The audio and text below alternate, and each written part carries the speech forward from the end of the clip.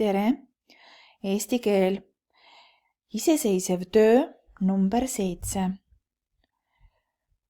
Kui sa saad, siis prindi endale tööleht. Kui ei saa, siis tee iseseisev töö number 7 eesti keele vihikusse. Sinu esimene ülesanne on kuulata tähelepanelikult teksti, mida ma sulle lugema hakkan. Ja teksti kuulates siis lõpeta laused. Ma loen teksti. Gloobus on maakera tilluke poeg. Kui ta mulle toodi, mahtus ta ema turukotti. Gloobuse peale mahub tegelikult terve maailm ära ja seal oleme ka meie. Isa ütles, et gloobusel on veel poolvennad, keda kutsutakse maakaartideks. Neid kaarte on palju, sest suur maailm ei mahu tavaliselt ühe kaardi peale ära. Kui need kaardid on kokku pandud raamatuks, siis kutsutakse seda atlaseks.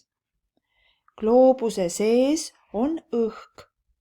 Päris maakera asja ei tea keegi. Meie gloobus kukkus hiljaaegu aknalaualt maha ning talle läks mõra sisse. Isa ei pahandanudki. Ta ütles, et maailmas on lõhe nagunii olemas. Olgu siis ka gloobuse sees. Aga kõige toredam on muidugi mööda gloobust näpuga sõita. Merd on ju palju rohkem kui maad. Ning mõni maa on nii kummalise kujuga. Üsna lihtne on sõita ahvide maale, kus on küllaga banaane. Muidugi võib ära käia makaronisööjate maal. Nemad elavad suure sääresaapa moodi poolsaare peal. Gloobus on nii huvitav asi, et ma jään tihti magama. Gloobus kaisus. Ma hoian siis tervet maailma.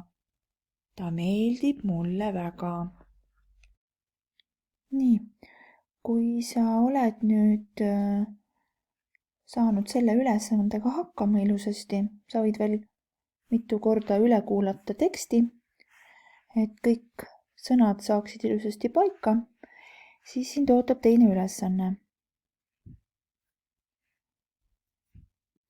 Teises ülesandes vaata tähelepanelikult, mida on piltide peale joonistatud ja siia alla pead sa siis kirjutama, mis siia pildi peale on joonistatud. Nagu sa mäletad, siis õpikus leheküljel 60-61 on need leppemärgid ilusasti olemas ja töövihikusse joonistasid ka sa täpselt samamoodi neid leppemärke. Ja siis kirjutadki siia alla, mida sa pildi peal näed.